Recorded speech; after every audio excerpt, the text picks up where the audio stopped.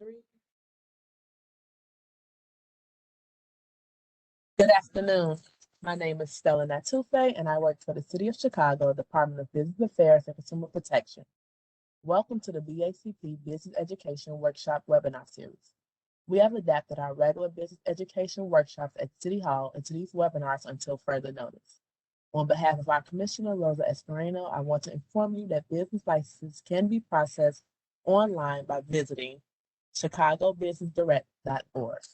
If you are a part of the BACP Entrepreneur Certificate Program, you can get credit for joining this webinar by sending an email to bacpoutreach@cityofchicago.org.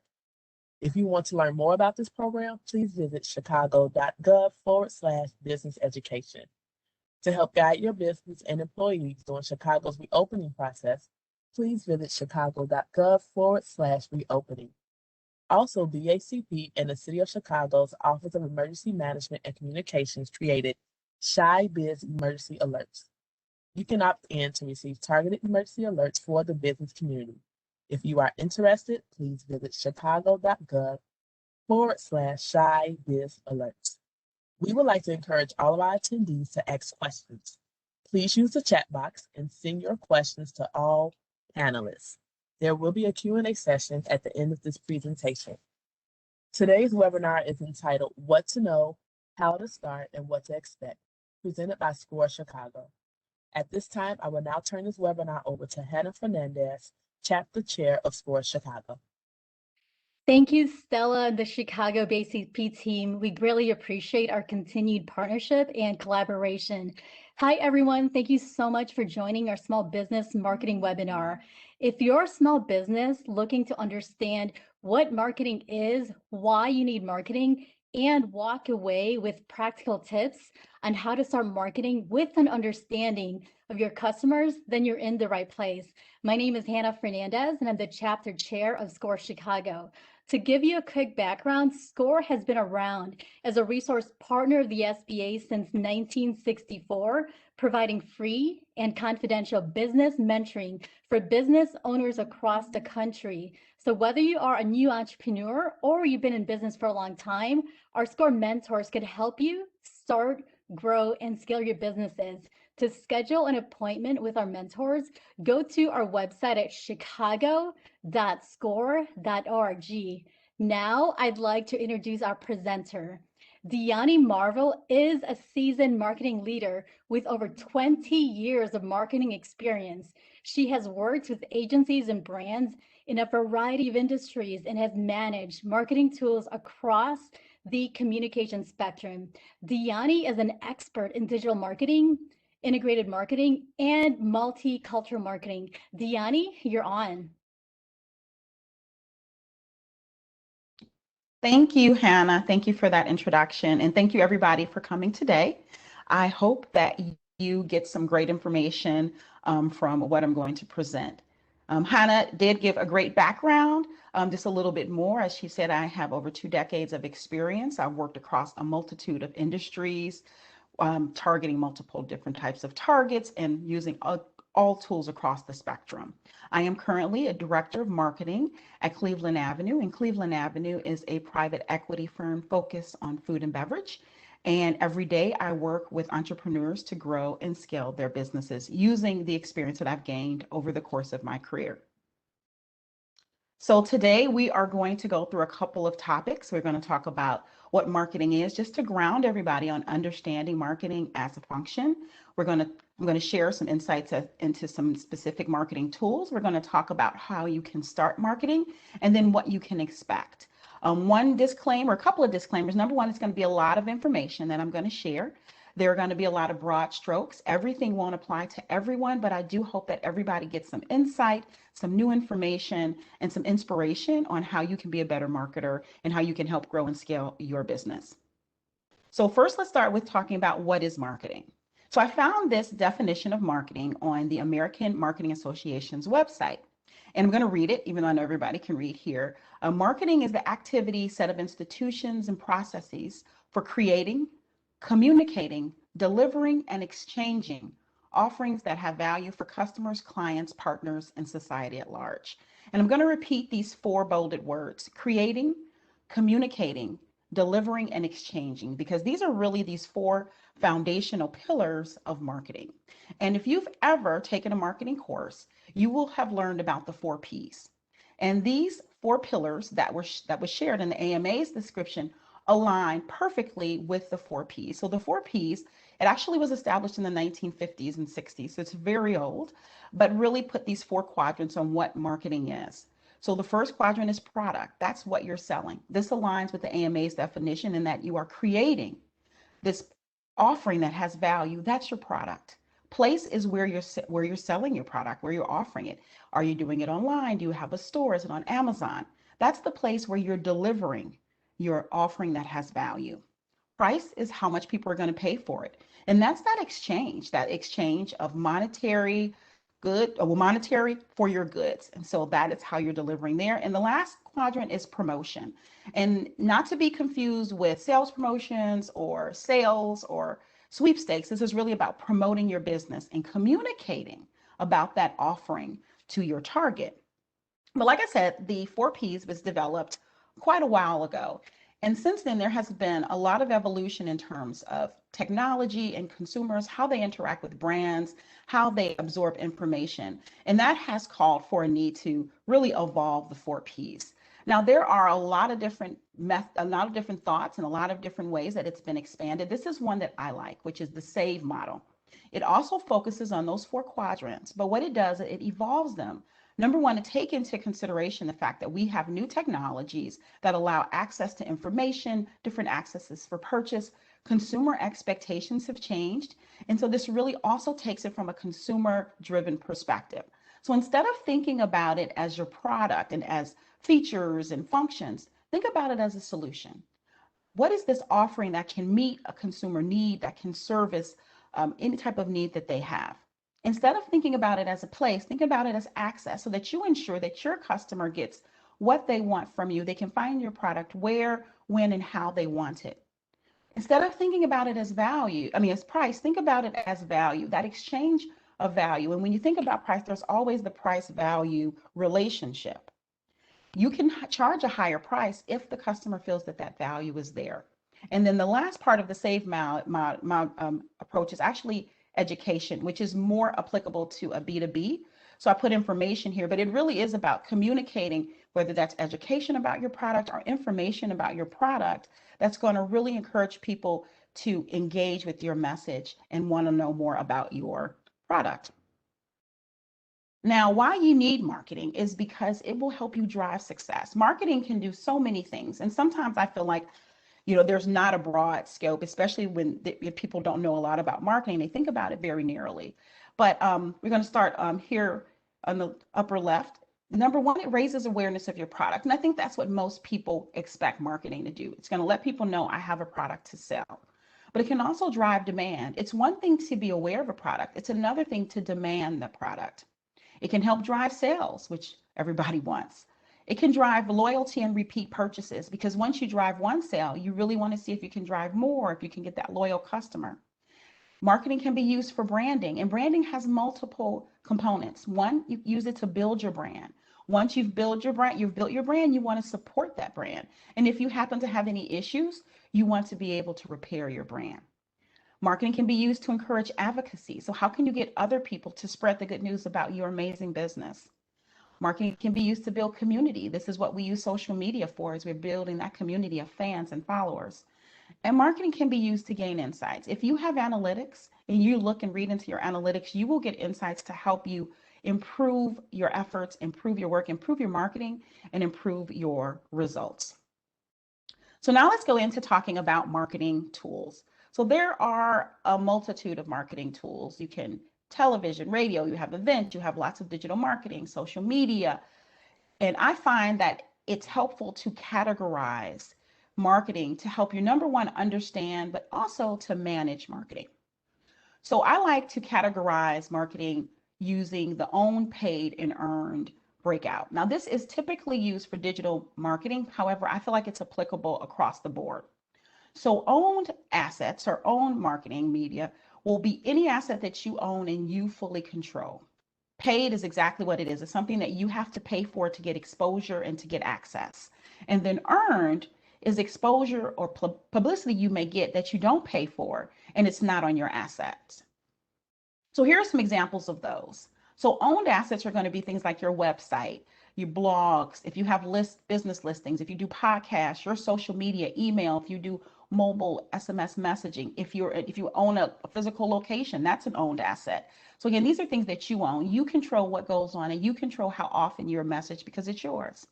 Paid, that's advertising. It's all those things you think advertising is: television, radio, digital ads. If you pay influencers, if you pay for search, if you pay for email lists or sponsorships or events, those are all paid.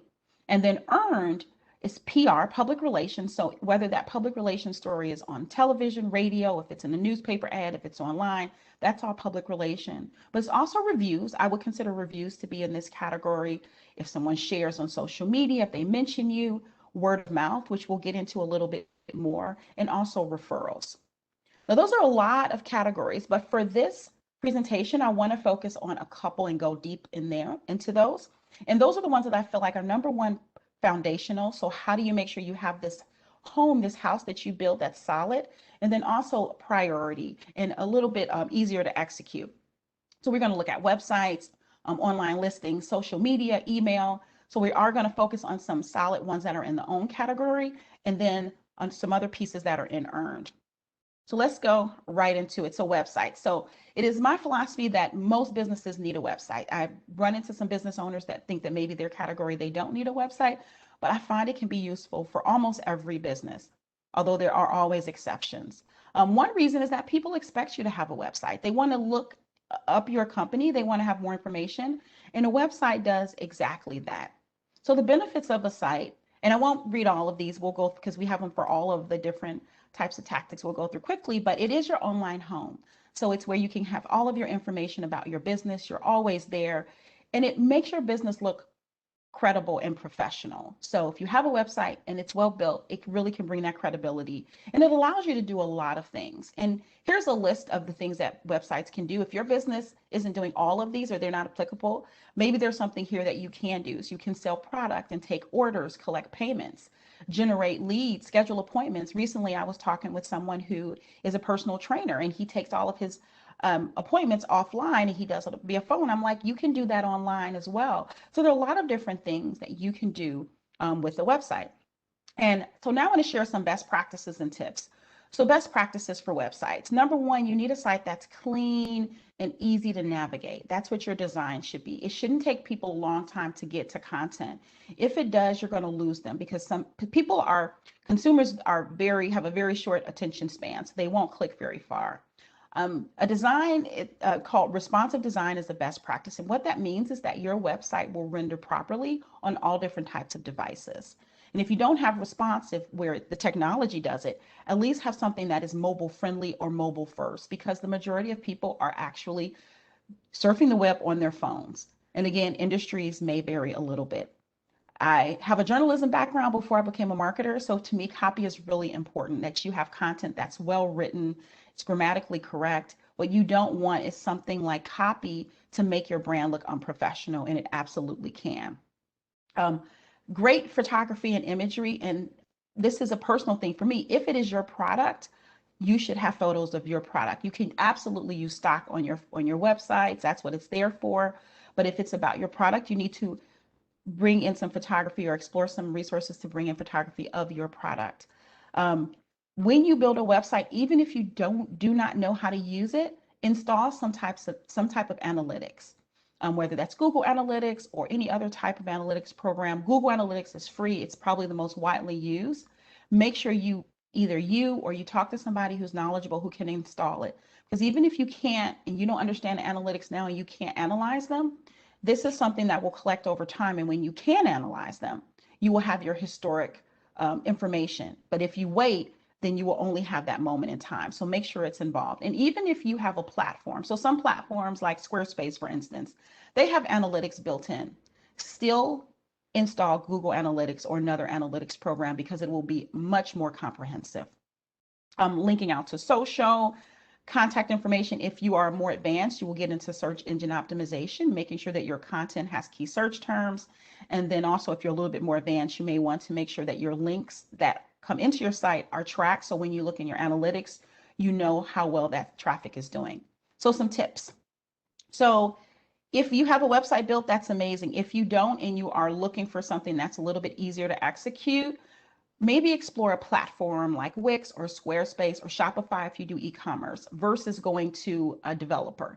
And the reason why I'm sharing that is because when you work with a developer, depending on how they build your site, it could be that updates will cost you money over time. I have talked to multiple small business owners who have actually stopped updating their website because they didn't want to continue to pay the developers. But when you're on these platforms, you are able to do that yourself. Now, it's not as easy as it is. It has complexities to it, but it could be a solution for you. Every business is different. And if you do want to use a platform and you don't have the expertise to do it, you can always use a vendor to help you build it, someone who is an expert. They can help you build it. And then secondly, they can teach you how to do the updates yourself. And that way, if you do need a small update, you do need something, an error you saw, you need change, you don't have to extend the cost to do that. If you have content that changes pretty rapidly, or even, if you have sales or you have new products that are coming out, consider a content calendar so that you're aware of what that flow is going to be and you can plan appropriately. One thing that I think is important to constantly check your site for issues.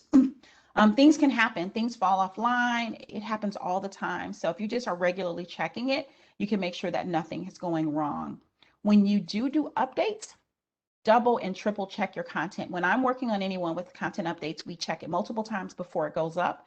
And once it's live, we check it again just to make sure we didn't miss anything. Because if you're working on content and you're super close to it, you can see things that you intend but aren't really there. If you're working on a platform, look into it, explore it. A lot of the platforms have trainings, so understand the features so you can take advantage. And again, you can use your analytics to learn about your customers. There's a lot of wealth in those analytics. The next one is social media. So this is a fun one here. So in about 2012, there was a whiteboard that was posted, and it took a donut, and they used that donut to explain very simply, a little bit oversimplified, how social media works and how the different platforms are different and how individuals interact with them. So, and after that, there were a lot of visuals and graphics that came out. Some of them even did different foods like pizza and tacos. But what I did is I updated this, number one, to include some of the social channels that are active now, as well as taking it from the perspective of a small business. And what this does is it kind of overly simplifies it, but it helps you to understand how each of these platforms can be different and how you can use them in different ways. So Facebook, so we'll start with Facebook. It's our behemoth, it's our biggest one. Here are the donuts that we make and sell. Treat yourself, right? Just putting your posts out there, putting your content. Instagram, here's a photo and a video of our beautiful hashtag donuts, hashtag yum, hashtag support small businesses, hashtag shop local. You can put up the 30 hashtags on Instagram, and we know that it's all about beautiful visuals. Twitter, shorter, although it's longer than, you have longer text than you used to in the past. We're in our shop selling fresh hashtag donuts right now. And Twitter is a little bit more immediate, a little bit more about what's going on now and having that live and back interaction. LinkedIn, of course, is a professional platform. Our business and expertise is making donuts. YouTube, it's all about the videos. Here's a video of how we make our donuts. Pinterest is about inspiration and visuals and aesthetics. It's a lot of aesthetics you can find there. So here is here's some cool donut aesthetic stuff and a few at-home recipes. TikTok, we're all probably familiar with TikTok, and if you have any young person, you probably have had exposure. So we are dancing and singing with our donuts for the hashtag donut challenge. Lots of challenges there. Clubhouse, if you're not familiar with Clubhouse, it is an audio only platform. It is very new. And so we would be talking about being in the donut business on Clubhouse. And last but not least is Snapchat. It is a younger target here as well. It's a video. It disappears after 24 hours, but it has a lot of filters. So here's an awesome donut filter. So a little bit of oversimplification, but hopefully that helps you to understand how each of these platforms are different and the content that you put on these platforms can be different. So what are our benefits of social media? It's free. It's free to set up and it's free to use. You have so much exposure opportunity there. You can reach thousands, maybe even more, depending on your business. you have that direct connection with customers. You can have those conversations with customers. There is a wide cross section of consumers that appear across all of the different channels. And it really allows for that viral sharing. And that is kind of a really great benefit of social media. And it allows you to do so many things, to build relationships, to have conversations, build community. You can use it to drive traffic to your website. It helps to build your brand, and you find those advocates and fans of your product that can help spread the good word. So some best practices. Number one is regular and consistent posting cadence. You don't want to be erratic with it. You want to have something that's regularly posted. Number one, your fans and your followers will appreciate knowing that that content comes out regularly, and it does help with the algorithms in terms of how your content is shown. You want well-written copy and content that's there. You can be, of course, a lot more flexible with social content, but still should be grammatically correct. And you want it to be well-written and reflective of your brand. I think it's important to have authentic and quality photos. Now, if you're doing quotes, of course, you're going to put it on top of stock. But if you're talking about your product, people should see pictures of your product. Whatever content you do, visual or written, you want it to be in your brand's voice and reflective of what your brand is. This is another piece that is a best practice. It can be hard to do, which is to have platform-specific content. As we went around that donut, we saw that each one could be a little bit different. So best practice is to leverage the strengths of each platform and put that content on there. But not a lot of companies or brands can do it because it does allow a lot more work, and there's some content that can work across, but it is a best practice. Taking advantage of any of the features, if it's live, if it's stories, all of those new features and functions, those are great to do. I'm using hashtags, and then also user-generated content, which means a customer posts something about your product and then you reshare that content. So some tips. I think that it's a great idea to make a social media plan and calendar. You don't have to shoot from the hip. You can sit down and be strategic about what do you want to talk about and when you want to talk about it. Build those posts in advance so you can post. You also do not have to post in real time. You don't have to you have to get up every day and do it. You can use social media management platforms like Hootsuite or later.com. You can even find free options that allow you to post in advance. So an example of that, one of brands I'm working with, we have content posted all the way through Labor Day.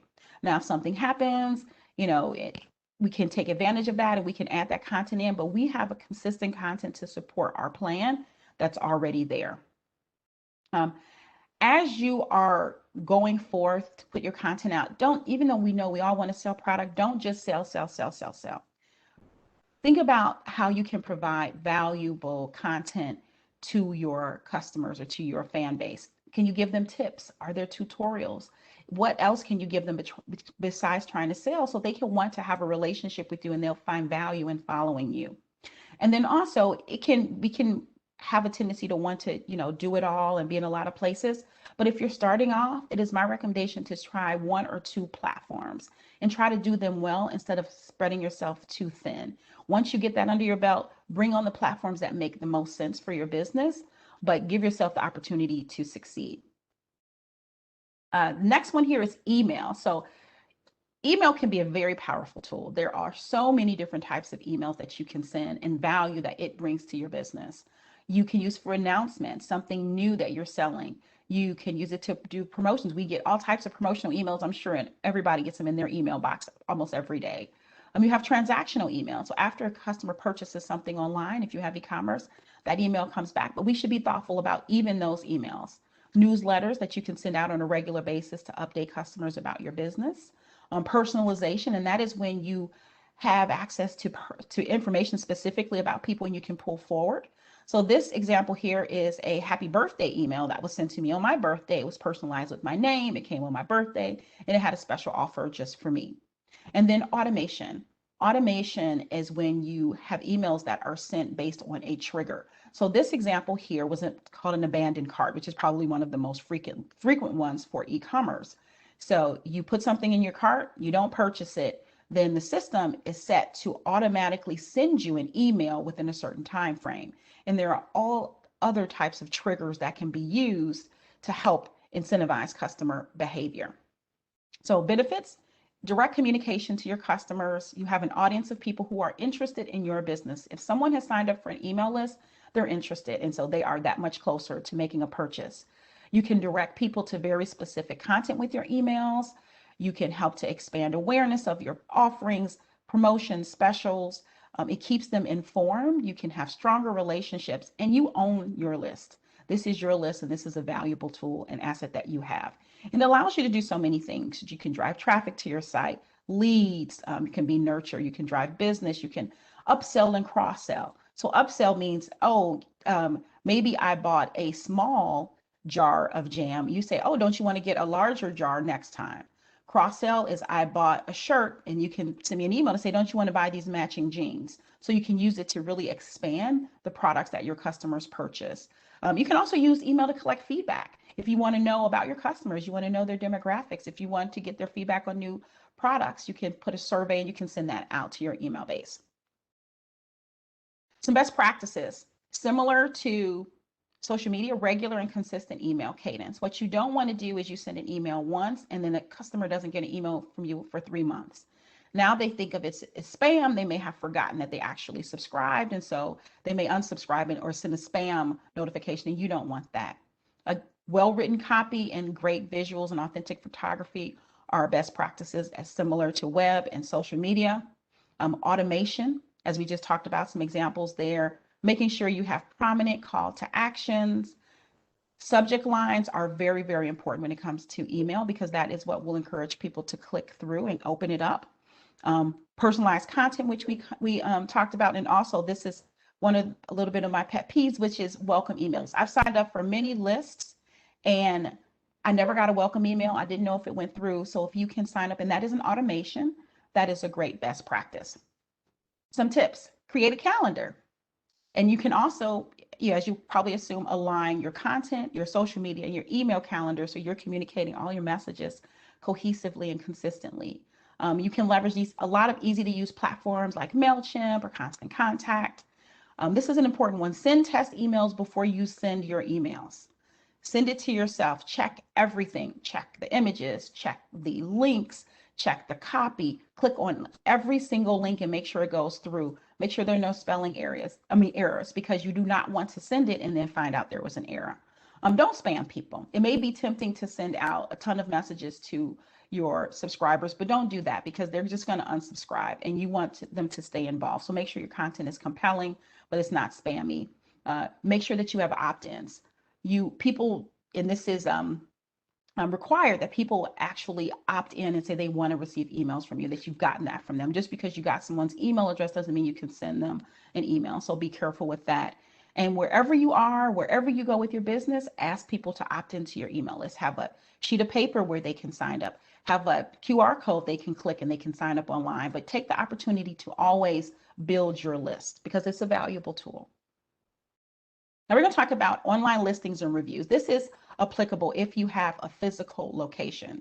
So this is a listing that you may find. Maybe you may search for something like plumbers near me. So these online listings are going to be information about your business that appears throughout the web as people search. So the benefits: it's additional exposure for your business. And I apologize for the dog. There's better local visibility and awareness. It improves local search. So as people are searching in their area, the more times your business comes up in listings, the more you're going to get exposure. It actually improves your search engine optimization. So it helps with search for your website, because you'll have these links that go back to it. You can get customer reviews, and those positive customer reviews will actually have product validation, which would help more customers want to purchase from you. It allows you the opportunity to manage that reputation online, and you can get insight into your customers, because if you're reading their reviews and what they say about your business, you know what they like, you know what they don't like, and it is extremely valuable. So these business listings can allow you to do many things: drive traffic, you can reach more people because you're in more places, you appear in search, as we talked about, it's better for SEO. You get additional connections with your customer, and as I just mentioned, in terms of that insight, you get to hear what is called the voice of the customer. So what the customer is saying about your business and what they think about it. Some best practices. One is that you claim your profile on multiple platforms. So you got Google, Yelp, Bing, Yahoo Small Business, Yellow Pages, etc. No, you don't have to claim on all of them. but you do want to do the big ones. You do want to make sure that if your profile is out there, that you at least know that the information is correct, because other people can put a profile for your business and that doesn't mean that it's correct, and you want to make sure that's done. You do want to make sure that the information is consistent and correct across all of those platforms, that if images can be supplied, that you provide images. Customers may not take the best picture of your product. Examples with restaurants. Customers take pictures of the food and they may not look fantastic. You can take an amazing picture and make sure that those photos show up on your platform, on your profiles. If you are an SBA, if you are woman owned, if you are diversity owned, and those classifications are allowed on those platforms, use them, because a lot of people will purchase because they want to support those types of businesses. This is a big one. It's really important that all reviews or comments and questions are responded to. You want to do it in a timely manner. It may not want to respond to negative reviews. They may be unfair, but respond to all of them. And honestly, a negative or a bad review can turn into the best customer and an advocate, because it's all about how you respond. Just because a person has one bad experience does not mean that you can't turn it around, because you absolutely can. And then also, if you have positive reviews, you can leverage those in different types of media and marketing. You can put them on your website, you can share on social media, put them in your emails. So it becomes a rich source of advocacy for your business. So some tips, as we talked about, lots of different options. Prioritize Google. Google is the behemoth in terms of search. So if you can't do anything, do Google My Business and get that up to speed. Check platforms, like I mentioned before. Other people can set up a profile for your business, and make sure that no one else has set it up. And if they have, claim it, correct information, and make sure that it's right. If you have any major updates, make sure you're posting those. Create reminders for yourself, so to make sure that you are actually checking, especially if there are reviews, because you do want to make sure that you're responding to them, good and bad. And when you do respond, thank a customer. Thank a customer for taking the time to give you feedback about your business, whether that feedback is positive or negative. And even if it's negative, stay professional, stay positive in your response, because guess what? Other people are looking at that. And that is going to have an impact on how they view your business. And if you have an issue, apologize for it if something didn't go right. Because again, other people are looking at it and they're going to make an opinion about your business based on what they see. And then also, don't be afraid to ask people to make a review about your business and to post a review, especially if you know that they've had a positive experience. So now we're going to talk about something that's related to reviews, which is word of mouth and referral. So what word of mouth is, it's people who are sharing information and recommending your business. This is a highly trusted form of marketing, because we trust what other people say. Think about how many times someone has referred a business to you based on their experience, and how validating you felt that was, and how credible you felt that was. So it really is about these brand experiences, these activities with a brand that will trigger that sharing by your customers. They are authentic and credible. It's the most credible form, and it's built from that authentic experience. And as a marketer and as a business owner, it's not just about sitting back and waiting for those to happen. You can influence them. You can strategically influence customers, and you can encourage them to share the good news about your business. So the benefits, it is completely free. It's, again, highly credible, the most influential form of marketing you can do. It's highly effective at driving trial. So a person maybe they weren't even considering your business, but if someone said that they had a good experience, they say, okay, well, I'll try them. At least I'll try them.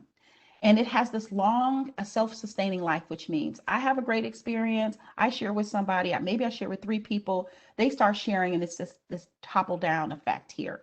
It gets other people to spread the news. It gets other people to talk about your business, and it really helps to build your brand. So it allows you to get more customers, drive sales. You'll have credibility and advocates. Your value of your business will be increased, and you will have a better perception of your brand. So some best practices and how you can take advantage of this is, number one, is be intentional about focusing on experiences that will drive word of mouth and referrals. That means it's an exceptional experience. And I'm sure everyone runs a great business, but when you are intentional to say, I want to have customer experiences that drive referrals, then it may change some of the things that you do. If you do have great customers, tap them and ask them for referrals or for sharing, and make it easy for people to share your business. So have collateral that they can share, whether that's a business card or a flyer. something that they can give to others. Make it easy. Be in your community, network, and have that presence, because sometimes people will refer you even if they haven't had experience, but because they've had exposure to you and they feel like you're part of the community. There are some people who give incentives for referrals. So if you refer somebody, you get a discount and they get a discount. Those are programs that work. And then when people do refer others to your business, thank them. I don't know how many times I've referred people to businesses and they have never thanked me. So thank them to show that you appreciate it, because that will make them do it even more. So some tips. We talked about being intentional. Be amazing business that people want to talk about, that people want to share. Top-notch product, but also great service. And again, how you respond when things don't go right is really going to be a critical part of this. People will share the news that I had a bad experience, but oh my God, they really took care of me. And I think they're a great business. I would recommend them to anyone. Start with the warmest market you have, which are the people who love and care about you, your family, your friends, your neighbors, and your coworkers, to ask them for referrals for your business. And when you do get those referrals, establish genuine and true relationships, because those will have longevity. Don't be afraid to ask people to share the word about your business, other customers as well. Include links for referrals in your email. That's a great way to just keep everybody reminded. And then also, don't be afraid to remind people that you're a small business and that their referrals can greatly help your business. People like to help others and know that their efforts will have impact, and that does exactly that. So lots of information there, lots of tactics there. That was a whirlwind. So I guess our next question is, where do we start? How do we start marketing? How do we get to being able to take advantage of all those amazing tools? Well, the place to start is with the customer. Any great marketing is going to be customer focused. And you have to start with understanding your customer, and that allows you to market in the most effective way. So, do you know who your customer is? Who is your customer? And I think the best way to find out who your customer is would be to do research, to do surveys and find out how they would like this product or that product, and you can come together and have the best product for the best customer. However, most small businesses can't do that. So you really are going to have to do some assuming and make some assumptions to get you there. There's a process here that I feel is a great way to get there.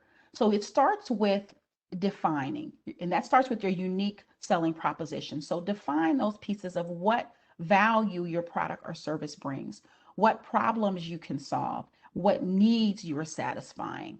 After you define that, then you have to kind of make some assumptions and decide, who is that going to appeal to?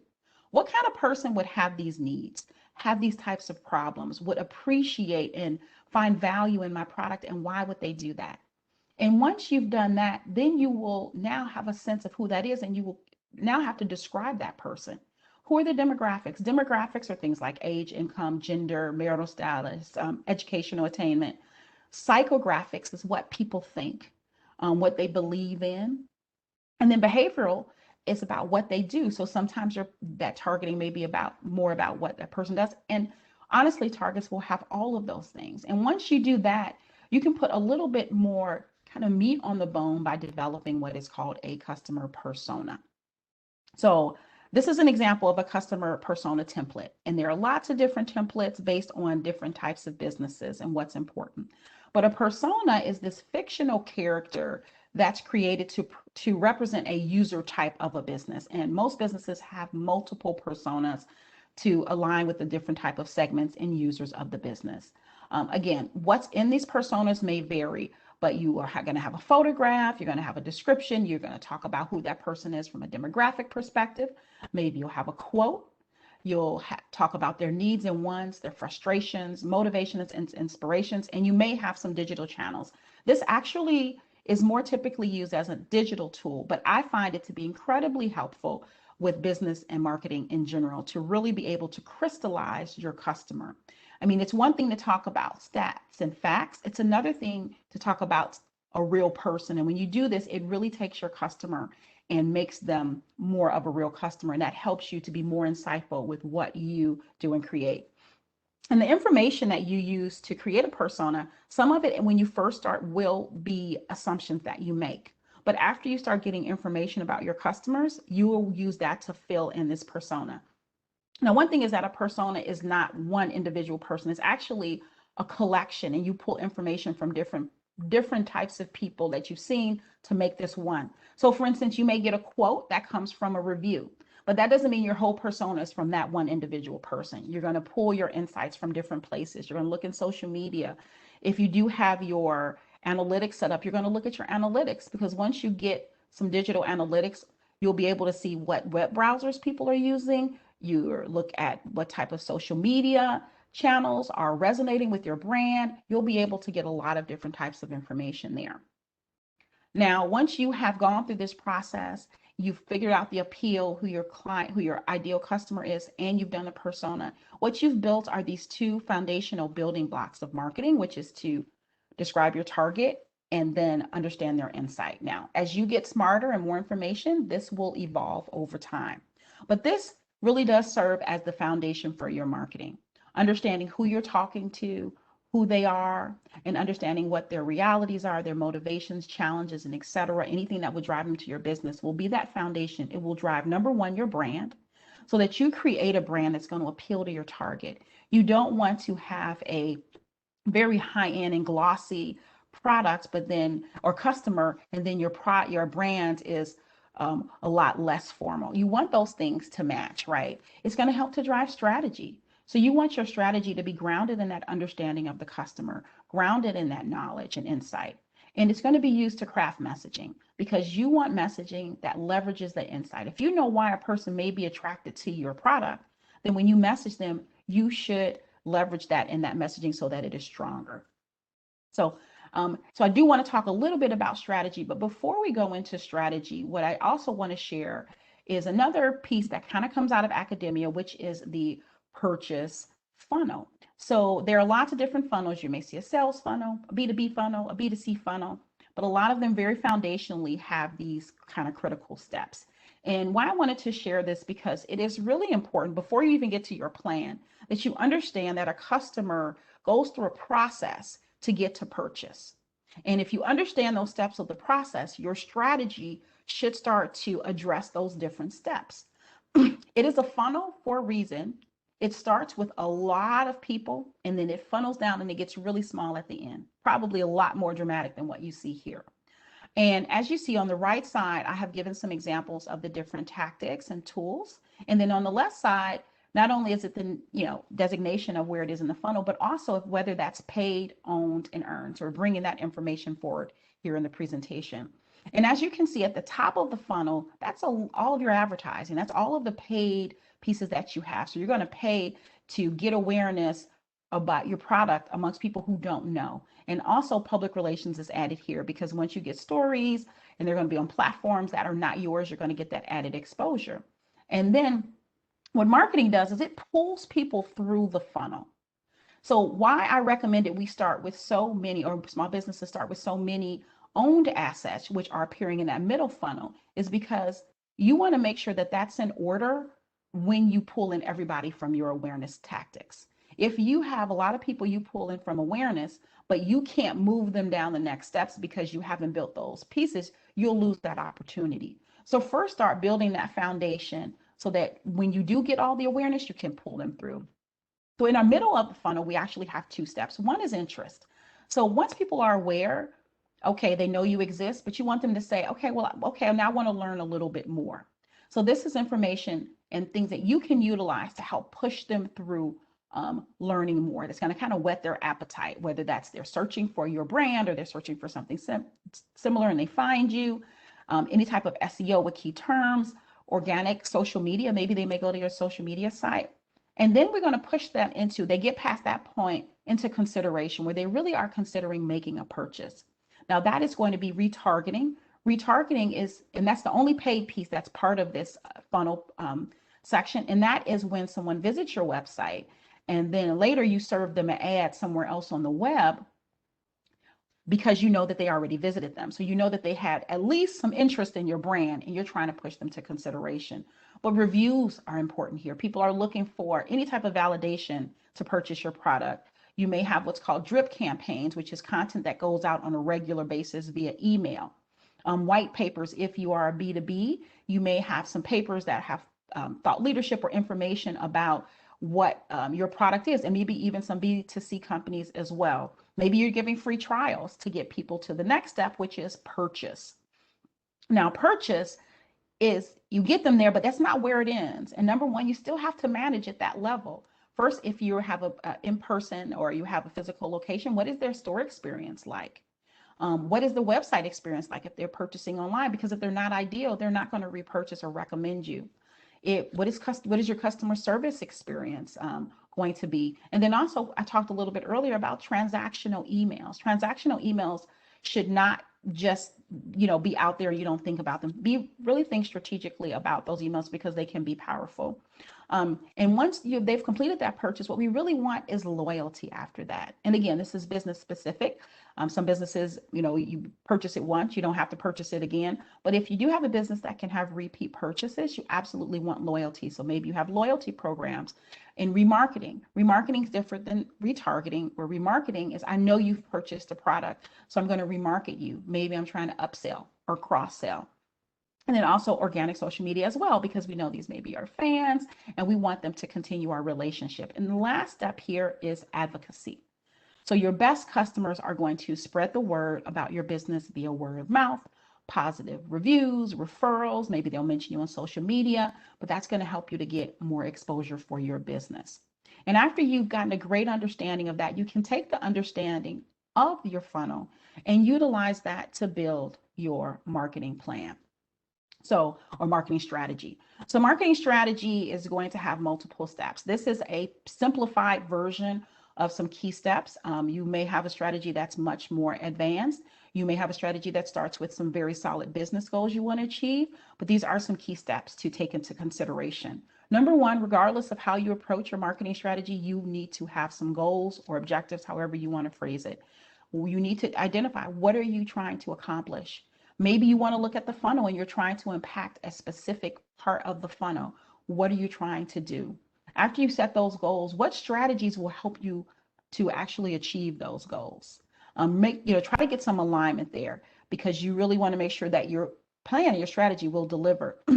Maybe you ask how your brand is going to show up in a way that's going to deliver to your strategies and your goals. Then you're going to determine your tactics. Those will align with your strategies. You have to ask yourself, what tactics are you going to execute? When you think about your marketing mix, what is going to be involved? Budget will probably be a huge factor, but also, again, think about the stage, think about your customer, think about their needs, think about your messaging. And next up will be that messaging that you'll be crafting. What you want to communicate, how you'll say it, what you'll say it, and what insights you're going to leverage to help that customer get to the point that you want them to. And the last piece is developing that plan. That's going to be when you're going to execute your tactics. So that's about flighting, which is, okay, this is the timing and this is the actual physical calendar of how my plan will be executed. And the next step after that is actually analytics and optimization, but we actually have some content coming that will address that. But before I go into that piece, I really want to share a real live example with a small business here in Chicago. So this business is Chicago Culture. It was started by Latrina Houston there. And as you can see in these photographs, Chicago Culture is clothing that is all about Chicago. So if we look at these 3Ds and how it relates to her business, we see defining her unique selling proposition. Chicago Culture is a brand that celebrates the city allegiance, neighborhoods, pride, and unique style inherent to being a Chicagoan. So who would that most appeal to? Well, it's for those people who love to rep where they're from and spotlight what's special about their Chicago. And when we think about that, we say, okay, well, who do we think that most likely would be, and what type of customer would that be? Well, number one, this is more of a psychographically driven target. So this is about the psychographics of people who have pride for their neighborhoods. And this thought is that it's more likely to be African Americans or Hispanics, age about 25 to 45, with a household income of 75K. So you may ask, well, how did you come up with that? When we think about like age and income, price of product will drive that a lot. So we know that this product is a little bit more expensive than your average t-shirt or sweatshirts. So we're going to up our household income from the average. And you can get information about household income, racial breakdown, marital status, presence of children from the US Census. So it's a lot of different sites and resources out there, but there's a lot of information that you can use. If you're targeting certain neighborhoods, you can look into those individual neighborhoods to see what the demographic breakdown is. There's a lot of data that you can use. And again, until you really get customer insight, you're going to have to be assumptive at it. But it's good to have a strong assumption that's based in some information. So this is a translation of the target into a persona. And again, this would be one persona, and Chicago culture probably has multiple personas. So this persona is for South Shore Shani. So as you see in her shirt, it says South Shore. She's from South Shore. She's 37. She's a book editor. She works downtown, and she's married with 2 kids. And here's a quote: "If you know me, you know I'm from Chicago. Hashtag Southside." And that's actually a quote that came from a review. A social post that was shared, user-generated content, but that wasn't from her. Again, when you put together persona, it's really pulling from different places. So this person, we think that she may want products with style, design, quality, and she wants easy access. Maybe she's frustrated by things that don't have a lot of options. They're not great value for the price, and that don't really represent her neighborhood. Maybe she's motivated by being from Chicago. She's purchasing this, she probably is, right?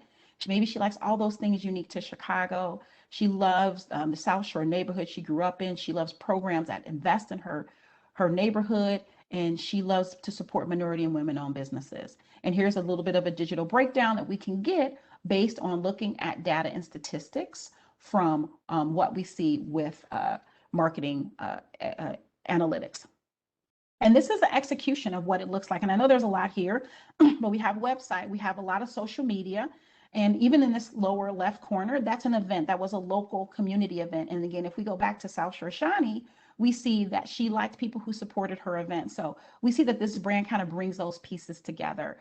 Some of these posts here have people who've traveled to LA or Cancun, and they still have their Chicago culture shirts showing their pride. So it really leans in pretty heavily into the brand and to using content that shows people who love it, who enjoy it, and who continue to show your brand.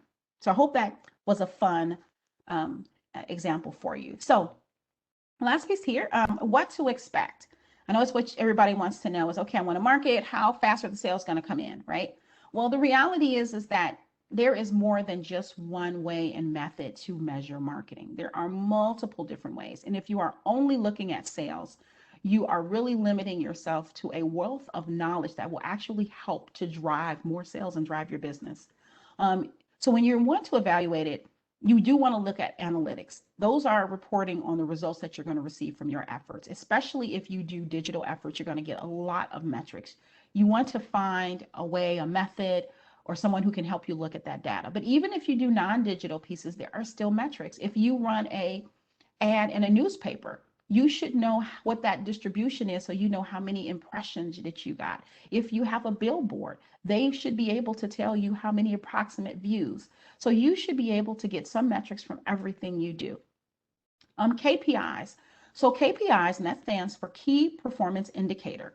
And these are critical indicators of how you are progressing towards your goal.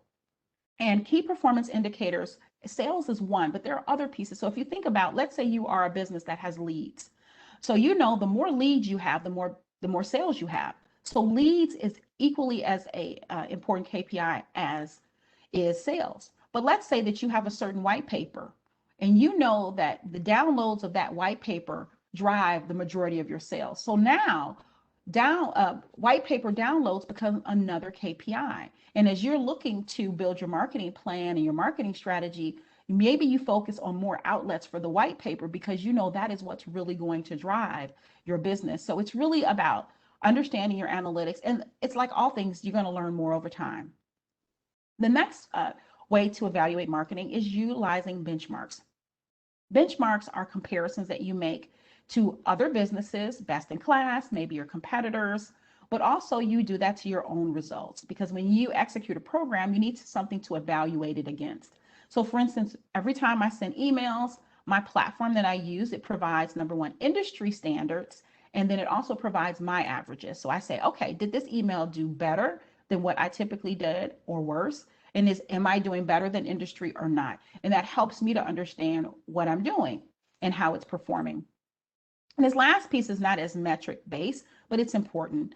And that is to look at best practices. I shared my thoughts on some best practices for some of the different media earlier in the presentation. So take a look at what you do and say, okay, well, how does it compare to these, and what best practices are? They are methods that are proven to deliver the best results, typically done by industry leaders. And you can compare yourself and to say, okay, maybe there's some things that I can do, one or two things. You don't want, and everything may not apply to you, but being able to take a look at that will be very, very helpful. So one thing I wanted to start with before I get into some examples, I'm going to share some examples of benchmarks, so some real numbers you can use to compare your results to, is you really have to manage your expectations, especially when you're first starting. Now, there are always exceptions to every rule, but I think the management of expectations is so critical. So what you should expect, number one, is a slow start. When you launch a business, when you start marketing, when you start a campaign or new tool, it doesn't take some time to speed up. But especially when you're starting a business, it takes time for your business to get awareness. And you should be focusing on those efforts that are going to drive awareness and building your base. And sometimes they do not have immediate sales. So it may be a little bit slower than you want. You need to expect that you're going to learn. You're going to learn about your customer. You're going to learn about your product. You're going to learn about your competition. You're going to learn about your tactics, what works, what doesn't work. But put yourself in the mindset that you are primed to get learning so that you can do better. You indeed will get frustrated and sometimes disappointed when it comes to your marketing efforts. Everything's not going to work out as planned. There will be some programs that will not work well and you will not get the results or any results sometime. But if you focus on learning, every execution that you do will have value to you because you will get better and it makes you better over time. If you believe that, hey, it didn't work, but I learned that these things don't work, then fine, I've learned. And now in the future, I won't do that. Or maybe there's even something and maybe it's not a great program, but there was something that went well despite all those things. One little thing, you can amp that up in your next execution, but focus on the learning. And then you will get better over time. As you learn more, you are going to develop better strategies. You're going to develop better insights. You're going to execute better programs and you're going to have better results. It's a process. It's a process for everyone that's in marketing. It'll absolutely be a process for you. Every day I talk to businesses, some advanced businesses, they may start working with a new tool and they don't have results yet because they're still learning. They're still trying to learn how to best perform. So I'm going to share some benchmarks from a couple of different tactical assets. The first one is email. So one caveat, and at the bottom here it says performances for all industries combined. So what that means is that if your industry may be completely different, it happens, but we can get this kind of benchmark of all that we can start with, but we do want to caveat it there. So so here we're going to start with the average open rate. So the average open rate of an email is 21.33%. That means that 21% of people will, on average, will open an email that's sent. If you have a rate that's higher, then you're doing better than that. And this does tend to be one of the best measures for whether your email strategy is working or not. Click rate.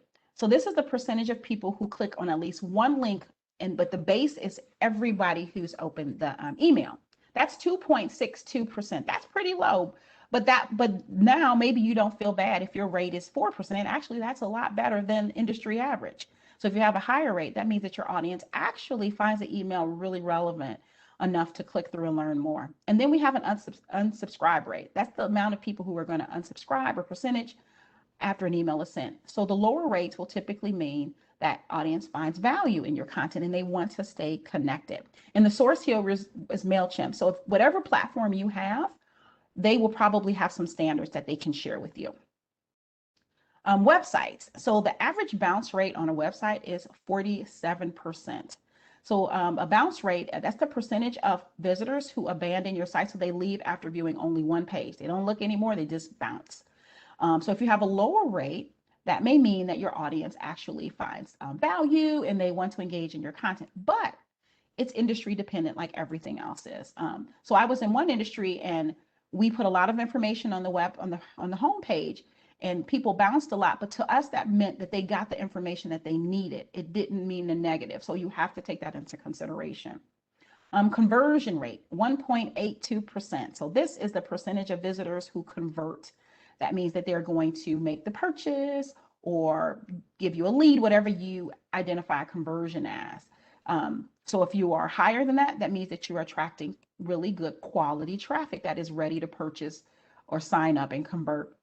And this last one is average session duration, 4 minutes and 41 seconds. And that's the time that a person spends on your website in one session.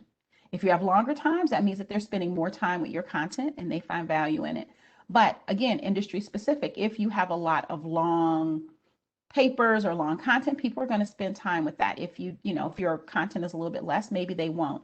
But this is just some benchmarks that will give you some kind of starting point of looking at it. The next piece is online listings. We talked about online business listings here. This data is specific to Google My Business, and it was from a 2019 study. So a little bit of time there, but still great information. So notes, the average business is found in 1,009 searches per month. So if you're found in more searches than that, you're doing better than that average. 49% of businesses receive more than 1,000 views per month. So higher views means that your search efforts are providing more visibility. And then 5% of listing views result in a click, either a click or a call or directions, one of those actions. So again, if you have higher percentages, then you're doing better and people are more interested there. Now let's talk about social media. So one thing to know, whatever numbers you're looking at, make sure you understand how they are being compiled.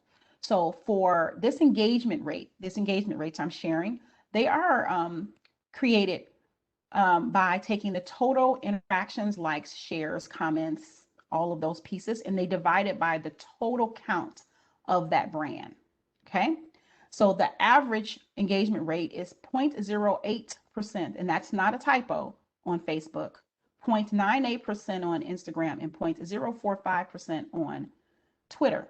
So what that's meaning is that, you have a lot of fans. You have a lot of followers, but number one, every post you send is not going to go to every person, and everybody's not going to respond. Now, when I look at social media, I actually kind of calculate engagement rate a little bit differently. I look at the impressions, which means how many times that post was viewed, and then I divide that by the interactions. Those numbers are going to be a lot higher than these because I'm looking at how well are our posts doing versus how well is our platform doing. And then when we go into paid social, here are some metrics here. Number one, cost per thousand. That is the cost to reach 1,000 people. The average is a 4.33. So if you are paying less than that, it's much more efficient. If you're paying more, then you're a little less efficient. You're paying a lot to reach people, and you want to try to get that number as down as much as possible, because then you're able to reach more people with your budget. And then average click-through rate, 1.3%, which is the percentage of people who clicked your ad after seeing that. Our last one here are some benchmarks on paid search, and this is specific to Google. So I have data here for both AdWords and display. So AdWords is if you're doing paid search. So you have a term, shoes, and then they search shoes, and it comes up at the top. It'll say ad or sponsored, and your company is there. Display, on the other hand, is ads that are throughout the internet, and it's served to people based on targeting parameters. So it's not based on what they search for. It's just based on targeting parameters, but it is in the Google display network. So it may be on all types of different websites. AdWords shows up only on search. So average click-through rates, you can see for AdWords, 3.17. It makes sense. People are specifically searching for this term, and your ad shows up. Display, 0.46%. Again, it's a broad target. They're using targeting parameters. Maybe they may be interested, maybe they may not.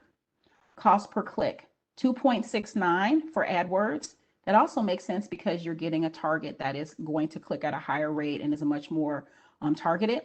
0.63 on display. So you're not paying as much for clicks, but it's going to be a little bit harder to get them.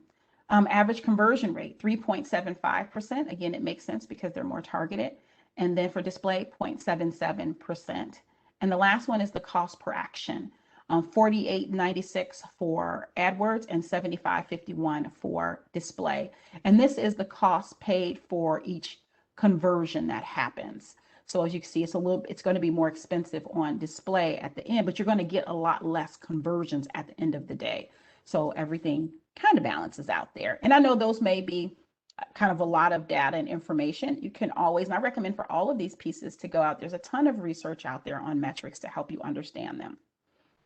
So our last piece to talk about in terms of metrics is about optimization. I don't think you should talk about results unless you talk about how you're going to optimize the results.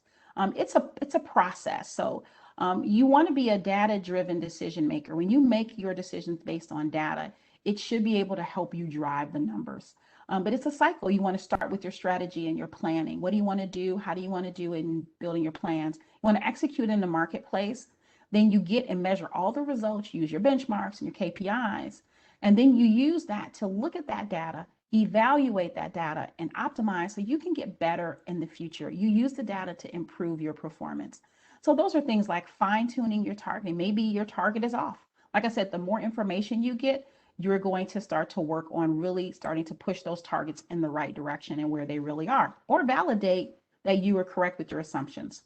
You may be identifying new targets that you didn't see, but you see something popping, people who are interested in buying your products. You can use it to adjust messaging when you find out what worked and what didn't work. You want to push it towards those that work better.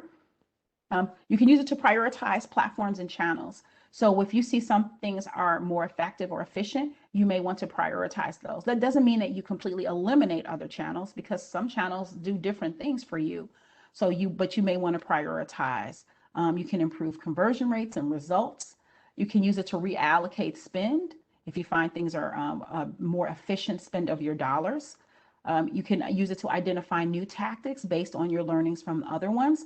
And then also, this is a big one, you can use it to identify any types of missed opportunities or blind spots. So you're looking into the data and you see that maybe there was something that if you only spent a little bit more, it would be so much better, or you didn't take advantage of something. So really you utilize that to make you better and to improve your efforts over the course of time.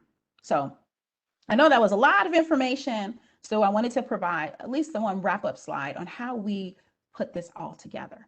What does it mean, and what does it mean for you? So number one, you want to start, like we said, with an understanding of your customer, who that customer is, what their insights are, so that you can utilize that information to do great marketing. So you use this, you're going to drive your brand, your strategy, and your messaging. Your assets that you execute, start with foundational assets. You want to leverage best practices and tips. Even if you've gone past foundational, leverage best practices, leverage tips to have best in class work in the marketplace. And then you want to look at your analytics, where you evaluate your efforts using your KPIs, your benchmarks. You want to establish all these pieces to understand how you're doing. And once you do that, you just optimize, you grow, you get better, you improve, and you just scale your marketing efforts and your results as a business. And that is that's a presentation. So I hope everybody found value in it. I'm excited to see what questions you have and be able to provide a little bit more insight here.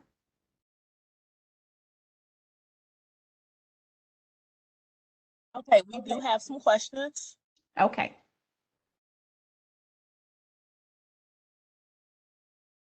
She's requesting for you to go over the social media platforms where you can manage your outposts, like scheduling them on Twitter and Facebook. Yes. So many of the platforms do have ability to be able to schedule directly on platform, which is called native. But you can also use the tool. So one of the tools that's a free tool you can use. They have functionality that's free, not the full functionality, but enough to work. It's called later.com. Another one that's popular is Hootsuite. Hootsuite does have a free version, although it's extremely hard to find. They really want to push you for a paid version. But what this will allow you to do is to craft those messages and put them on the platform, and they will publish them. Where, when, and how you, and what time you ask them to do. So you put your images, or video, and then you put your copy, and then you push those out into the marketplace. And again, I would suggest you put together a plan. So what is happening in your business? So number one, when you put together, let's talk about social media plan. This is what I do. Number one, look at what's happening with the business. What are any type of key launches or key happenings that I need to support? And I outline those. Then I look at what's happening in the world. Well, are there any holidays or special days that are coming up? and which ones are relevant to my business. And then the last piece is I look at hashtag holidays. So if I'm working in food and beverage, I look at food and beverage. I look at general ones. So am I going to support Best Friends Day? Am I going to support Hot Dog Day? Am I going to support Grandparents Day? And then I layer those pieces in. And then based on those, I'm going to decide when I want to message and then what my messages will be that relate to my target. Everything's not relevant to every business. And then based on that, then I utilize those tools to put the creative in and then to publish that my creative. So I hope that answered the question. You create the consumer persona before you start selling or after? I think you should try to do it before. Now, however, you're going to have a lot of assumptions there because you do not have the information. So I would say put together a draft of what you think it may be, because this will help you to really be a little bit more insightful with your work. Again, I think it's a lot easier and better to feel like you're talking to a person versus you're talking to facts and figures. But once you start your business, try to find information to validate it. So I've worked with businesses where I completely kind of just made them up based on information that I had at hand. And as we worked together, I used all of that data to validate them. And if it needed to change, it needed to change. Maybe the age, maybe you know, uh, the sex, or maybe the quote or something wasn't accurate. As we get reviews, we were able to pull those pieces together. But give yourself a shot at trying to see what you think it is. But over time, make sure that you're constantly checking. And then what really will happen is you're going to have more than one persona. You're going to have different segments. And most businesses have different segments. And as your business grows and you get more insight, then start to break those out and do the individual ones. I want to start selling journals, but I'm not sure how to get started or who to contact. Any advice? Well, in terms of marketing perspective and understanding that target, think about what type of journals you may want to sell. There are lots of different types of journals out there. And that and a journal, of course, is an empty book, right? But what is going to be on your cover? What is your design? So you can do something that's pretty whimsical and really colorful, and maybe you're targeting like young women, or you can do something that's very serious. You can do something that has ethnic designs on it. So really think about what type of journals you want to sell and what type of customers would attract that. If sometimes it's very hard to kind of boil the ocean and do it all. And your journal business doesn't have to, again, we talked about different segments. It doesn't have to service just one type. You can say, okay, this one will be for young women, and I want it to be about whimsy, and I want it to be about fun and LOL. And this one is a little bit more serious, and I want it to be about these very serious and inspirational life quotes. And this one will be, very specific to this one ethnic group or culture. And I'm going to bring in a lot of, kind of inspirational either people or facts or something that is there. So that's how I would kind of recommend it, is to really think about who you want to target, so that it can be specific. Because when you think about when you buy a journal, you want that cover to be that inspiration for you to do that next step. You can even put prompts inside your inside your book, that's based on, what that target is and what that focus is.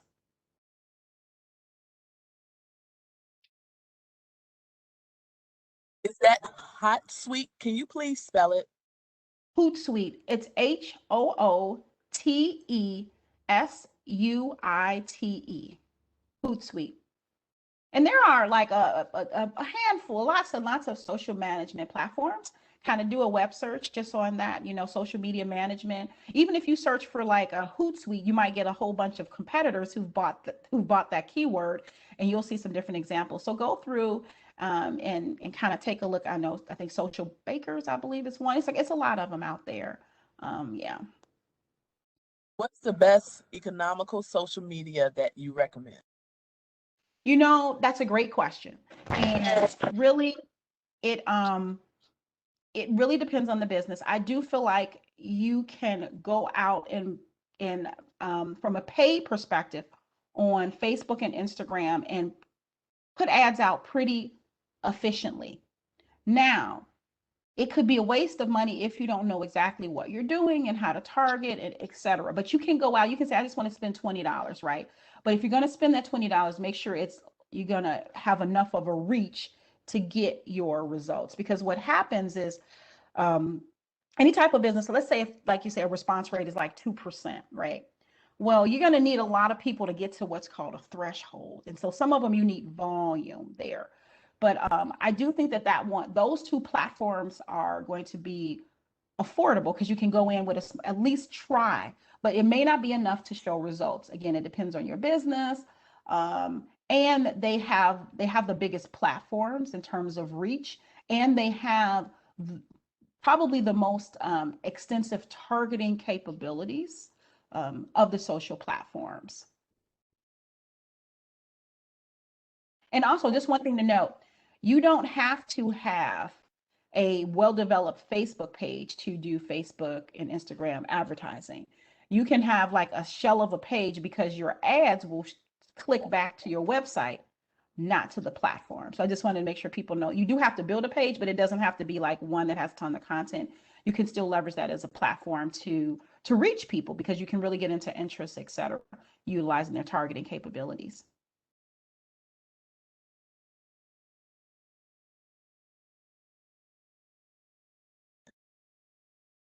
Create your own website from scratch or use a pre-built host one?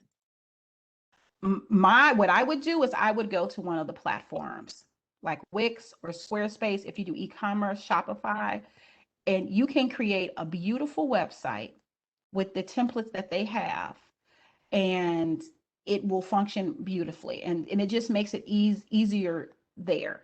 If you can definitely work with the developer. If you do, make sure that developer creates a website that has what's called a content management system, CMS, where they can teach you how to manage your content. But what's happened typically when you do that is there are certain pieces of the site you will never be able to change. You have to do coding. That doesn't happen when you use the platforms. You can change your design tomorrow. I mean, some things may shift and you may have to go back and forth, but I think it's worth. So if you go to the websites, again, Wix, Wix, and Squarespace, kind of look at some of the templates. I've recommended it to multiple people. I've helped people build beautiful looking sites. And they did not have to pay the developer. Now you do have to pay the monthly hosting fees, but some of them may be $29, $30, $40 per month to keep that site up. Does Cleveland Avenue offer any packages for startup businesses? Well, Cleveland Avenue invests in entrepreneurs. There is a process that people go through. I would recommend, if people are interested, to go to our website and kind of take a look around. And if you are a African American or Hispanic owned woman or women owned business in Chicago, there is a Cast Us program, and you can put a submission in there. They are accepting applications there. So I would recommend people to go there and get some information.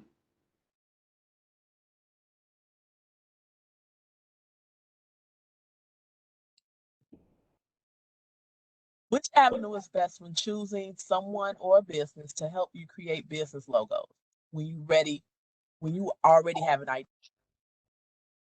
Well, you want to go with somebody who, number one, you've seen their work and you trust that it is in the direction that you want. So if you have an idea of what you like, you want to choose a designer who designs in that style. So if you want something that has a lot of type and it's really whimsical, you want people who've done that before. You don't want somebody that's only done like boxy logos. So utilize that. You should always be looking at a person's portfolio, what work they've done before.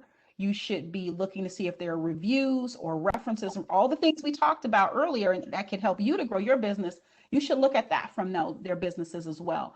But the past work is going to be a good indicator of the future work from these individuals.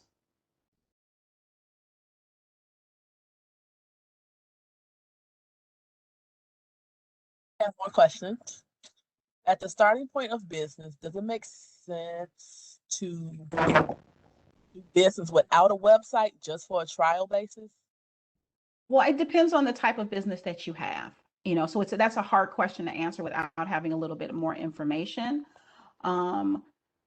Because again, if your business is the type of business people will want to go and look for more information on, and they don't find it, they may question it. But if you're doing again, it all depends on it. If you are maybe a consultant, maybe they're not looking for it immediately versus a good or a product that you're sold. If it's something that's in the store that you can buy at a retail location, maybe you don't need it. It just really truly does depend on the business, and your business well enough to know if you really need it. But again, you can look into some of these pieces. You may be able to get them started and up a lot faster than you think. It shouldn't be intimidating. How much power do you think influencers hold in terms of helping with awareness nowadays? And how frequently should we use? Influencers, I think, are getting some watered down, and this is my opinion.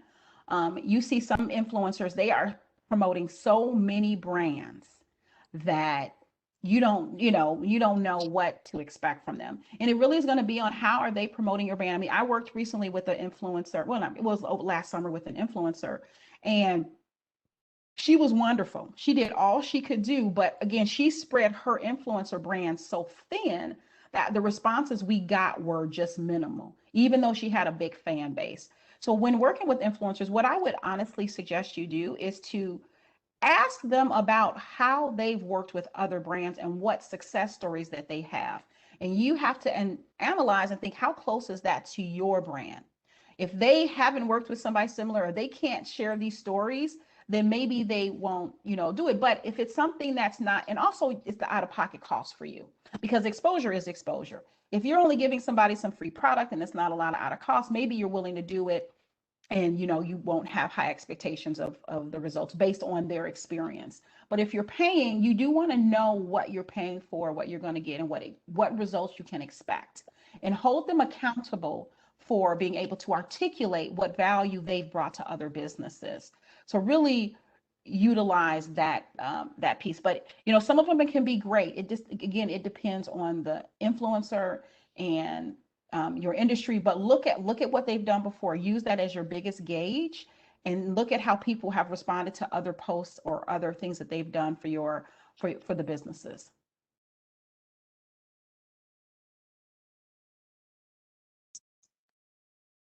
Social media platforms does a business need, and how do you determine which platforms you should be on?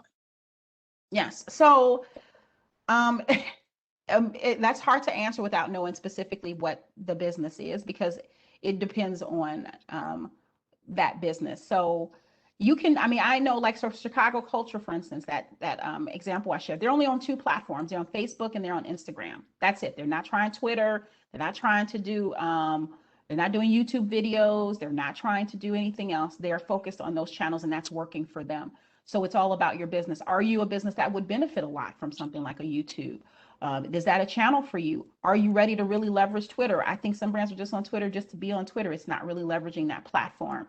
When you think of size, you're going to get your biggest size audience out of Facebook. That's the biggest, then Instagram, and then Twitter. So those are going to be the biggest platforms.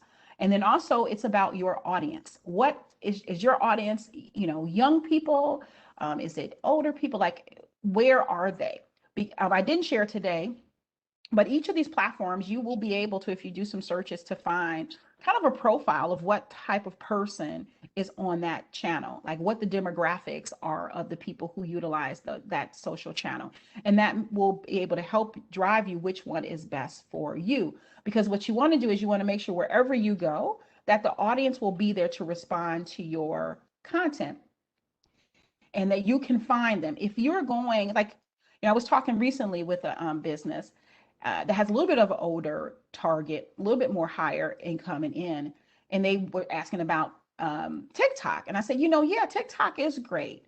And yes, there are people of all ages and it's growing, but you're going to have to work really hard to find them on that platform. Now, are you going to the platform to get a younger target?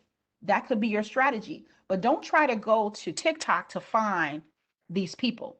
You can go to Facebook and do that, right? Sometimes, like I said, you can use platforms to get a younger audience. When I worked with the Illinois Lottery. We were trying to get a younger audience, and we leveraged Instagram for that younger audience. And we were very specific about the content we put on that platform. We weren't trying to find the other people. We were really trying to leverage what they were strong at. So utilize that as your kind of litmus there. And again, start with one or two, see if it works for you, what successes, and then you can expand if it makes sense once you get to know your customer base and what they're responding to better. So say, for instance, you put content out and you find, oh my God, people love these videos. They want more and more and more. Maybe I should go on YouTube since people want so many videos. So see, you didn't just jump on YouTube. You learned from what people responded to see that that was a platform that may work for you.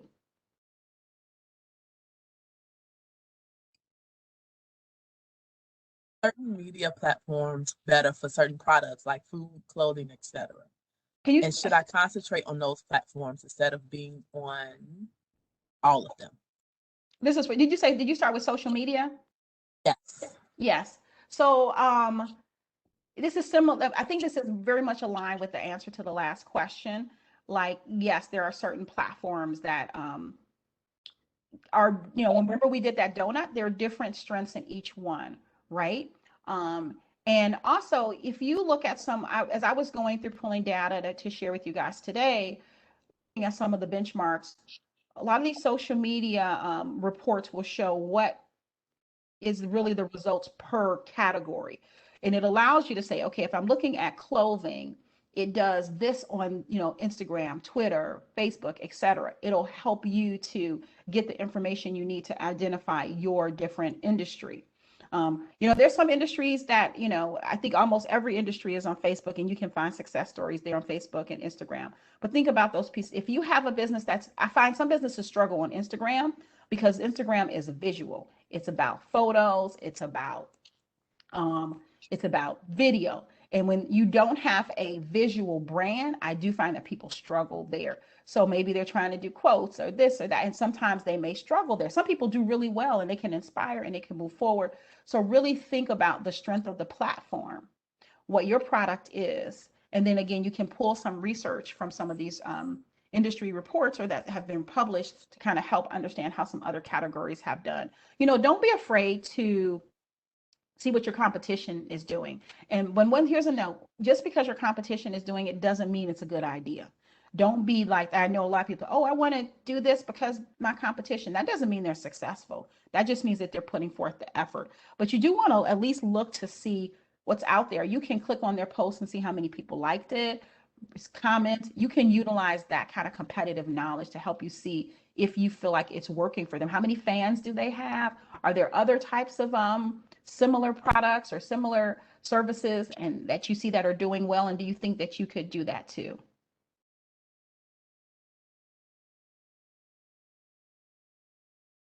How should you set a budget for marketing for a business like trucking? Like trucking. Oh, very specific.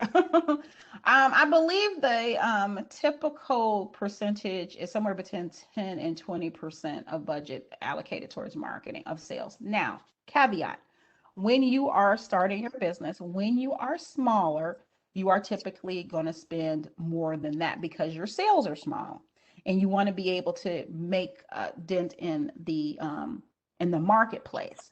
But at the end of the day, you're going to have to spend a budget that you feel comfortable with. Again, manage expectations and understand where to go. But then there is probably at a certain point that you're going to say, okay, this will be the percentage that I'm going to reinvest in my business.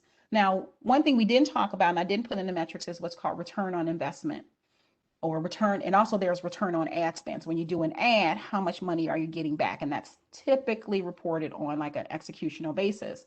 So when you do start spending, you do want to expect results and you're going to want to look at your return on your investment. So if I spend $5, did I get $10 back? Did I get 20? Did I get 3? Did I get 0? Um, and you can utilize that information. So as you are supporting your business, you're making sure that it's actually generating things. But again, it's going to start slow. So maybe you're in a negative, but you can see yourself progressing. And the more you progress and the better you get in terms of that return, you'll be more comfortable getting to a certain percentage of spend. Now you'll never, like I said, you probably, I think about 20 is probably where you cap out. And I probably need to verify that number. I recommend you do that, but that's kind of how you should think about it and think about supporting your business. So when you are starting or creating a business,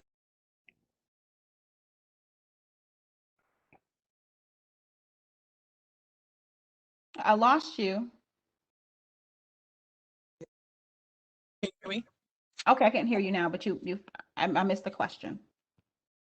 Do you need a logo when you are starting or creating a business? I believe you do. I think that's a great question. And I think you do need a logo because that is your brand identity. If you don't use a logo, so there are certain signals that we get as customers, as humans, that signal things to us. A business that has a logo feels like a serious business. A business that doesn't have a logo may feel like, okay, well, what is? So I think a logo is important. Now, it depends on, of course, your business, but I do feel like a logo helps to bring that brand identity. And then out of that, you have your logo, but then you can develop your brand identity. What does what colors are you going to use? What type of font? Have that consistency of your company. But it does make people think that that's a serious business. And sometimes I just want to say too, when it's, not for this question, but for all of them, sometimes think about, take a step back and think about how you feel about certain things. And then you can utilize that to help answer some questions like, okay, well, somebody came to me with this business and they said this, or their website looked like this, or they didn't have a website. How would I feel?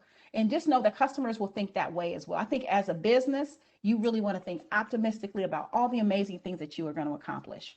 When it comes to customers, you need to be extremely realistic on how they're going to respond so you can be prepared to be able to take advantage of those thoughts and feelings.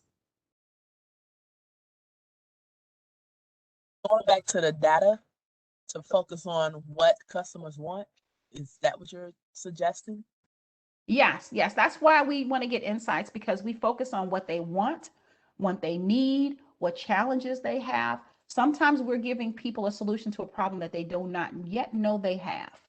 That happens a lot when you are being very innovative with your problems, but you do, to really get an understanding of what they want, what they need, what they desire, and deliver a product that services that, and then make sure that you're messaging how you do that when you execute your marketing.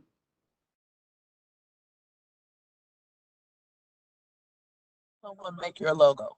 Do you still have to get a trademark as your own? With your logo? Is that the question? Yes. That's a good question. I mean, I think you can go to there are some marks that are trademarked. Like you can't use Nike, you can't use those marks. So you can get a trademark. I don't know if you necessarily need to do it at this point. But you definitely, once you get serious about your name, you do want to make sure that the trademark search is done, that you get to trademark that and you have the rights to utilize that, especially if it's going to go long term. But do some research. Just probably, I would suggest you do a little bit more research there.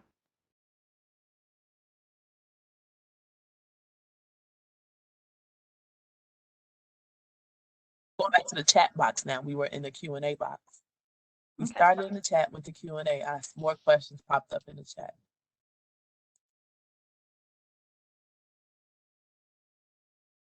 When do you move from making your product at home to a manufacturer?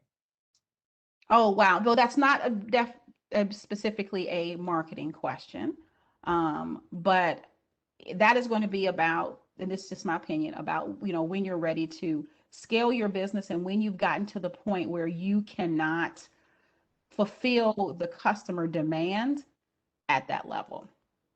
So if you have people, if you have to turn people away and you need, people want 500 of these items and you can only produce 100, I think that's the time when you start looking at it. Also, when you have the capital to be able to actually go into to go into scaling your business and going into larger production.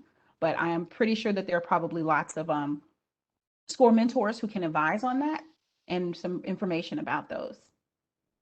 Absolutely. That's the best way to do it before spending any money. Go right in and see us, and then the mentors can walk you through the process of taking a product and manufacturing it if you're ready at that point.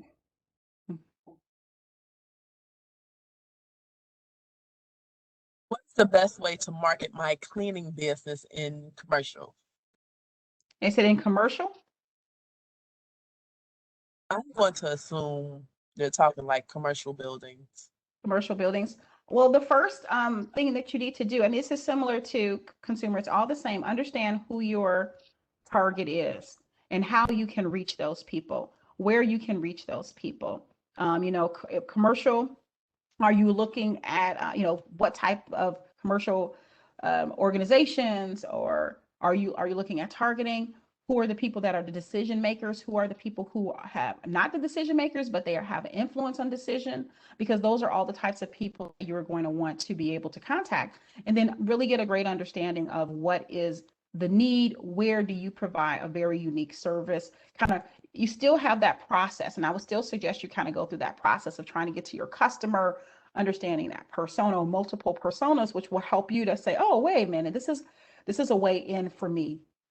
This is how I can do it. And I do think that when it comes to some of these B2B types of businesses, it is a lot harder to identify that target. It's not as easy, but kind of stepping back and thinking about it holistically, that will kind of help you. Because if you decided, okay, well, let's say you want to go into apartment buildings, and you say, well, I believe that the supers, to say that, are a key decision maker I want to target. Okay, what are ways that I can get to these supers? And then you can do it that way. But you have to find the decision makers, you have to understand their needs, and then you leverage all of that to put together a comprehensive approach to help sell your business in. What is your opinion when using social media marketing to raise funds for a nonprofit company or organization? That's a great question. I do not have a lot of experience with fundraising leveraging social media. My experience has primarily been in selling, but I do know that there are definitely a lot of functions and features that have been built into the platforms to allow that. So one good place to start is looking at the different platforms and understanding what tools that they've put in place to help you be able to do any type of raising of funds, so that you can understand the benefits and the drawbacks of each one of those. And then, kind of doing some research on best practices out there. Again, I wish I had a little bit more specifics, but that's kind of how I would recommend going about at least getting a little bit more insight. What about using one logo for mixed businesses? I would need a little bit more information about that, but if you have a holding, so you can set up your organization where you have a holding company, and maybe you have that holding company logo, and then you can have different departments or different arms of that. So let's say it's your company is Greenleaf, and you have Greenleaf landscaping, you have Greenleaf cleaning, you have Greenleaf whatever. If it works, then it works. If those pieces are related, but if they're very disparate, like I have Greenleaf cleaning and then I have Greenleaf consulting and babysitting, those are not the same. So if they're in the same family and that central brand can cover it like an umbrella, I think it could work. Opportunity for businesses to sell at events such as the Black Women's Expo, Farmers Market, and other festivals. Yes, those are great opportunities. Those are great opportunities to reach new customers and new markets, right? When you're thinking about those different types of events, think about the attendees and how those attendees relate to your brand.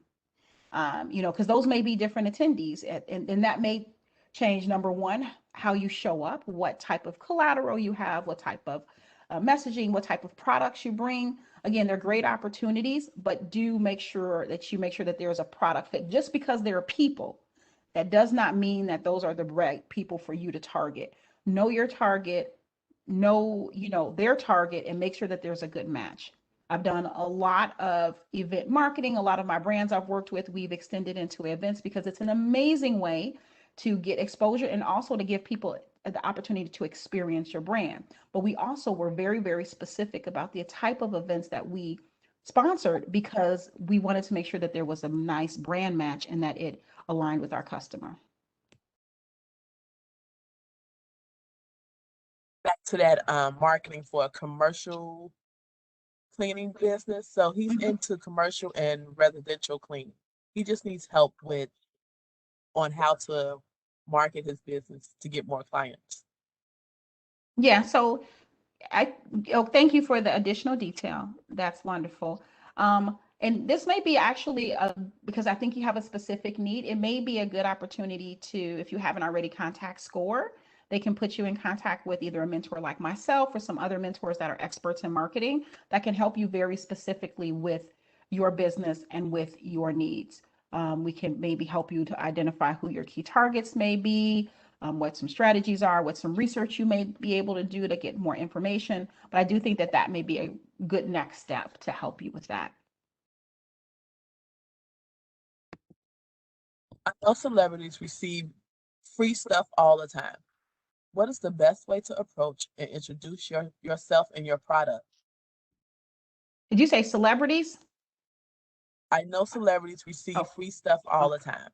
What is okay. the best way to approach and introduce yourself and your product? That's an interesting question. And that one is not an easy one. Celebrities are very influential. So, as you can imagine, they are extremely difficult to get to, and they are extremely selective about what products that they choose to endorse, wear, accept, etc. I mean, I've worked with brands where we are shipping thousands of dollars worth of equipment to celebrities just hoping that they will utilize it. And sometimes they do, and sometimes that they don't. It is definitely hard. I don't feel like I have any hard and fast kind of strategies on how to do it, except for this one. The easiest way to get that to happen is to have a contact. So work your contacts, your contacts, contacts, your contacts, contacts, contacts. That is the way to get in. Even large brands will work through the contact and the network system to get to celebrities. Also, I mean, a celebrity, they get so many things. They're typically looking for money for endorsement, and that is not small amounts. So, again, your small business, you want to get in front of them. What connections, and connections don't have to be people, they could be organizations, right? If they're on a board or they're very active in an organization and you know somebody that's part of it, maybe there's something there. But it can be one of the most difficult things to do, and it also could be one of these most expensive things to do as well.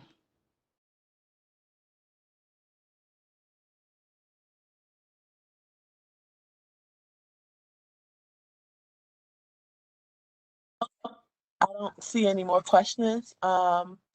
Any closing remarks? Yes, I just want to say thank you to everybody who is here today. I enjoyed sharing this information with you. I hope that everybody found something of value, whether it was a tip or a bit of inspiration or just inspired you to go and look for more information. And good luck, best of luck with your businesses.